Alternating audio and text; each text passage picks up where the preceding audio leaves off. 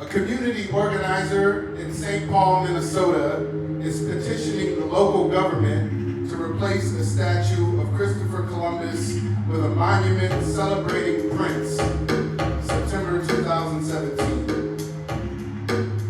Dearly beloved, you've gathered under my purple gaze against this twin grave. You've birthed this monument, copied and pasted me over another explorer. I too searched for new land, stood stern, firmly scanning a new plateau. I got lost too, but I looked to the moon. It always led me to you. And when I got to you, I did not terrorize, I played you a tune. And now let us resume. Bodies weren't built to last, but in this form I can remind you daily. A blank face may say it all, and two cheeks may say even more. Do not smile when a smirk is necessary. When you must throw shade over the blinding glow of mediocrity, throw it hard. Know all the colors in a prism, fill the fabrics on the loom, live between funk and rock, Batman and Joker, between masculine, feminine. Let the world know you're being enslaved when your output is held captive, running in strings across bars.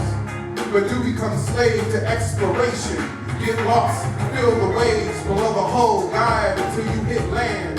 Climb down, let your Andre #1 heels collide with sand of this land only new to you. Listen for the metronome, and when invited, release all the past inside. All your Bootsy and Jimmy and James will kick sand to win. Your fingertip etched onto every grain will be carried across the Great Lakes, across interstates, farms, mountains, swamps, and sewers, curves, corners, out car windows, up the side of the highest rises, through the antennas and out across the galaxy. Bodies weren't meant to last, but the reverb dance eternal. But I have gone astray. Forgive me, I am dreaming.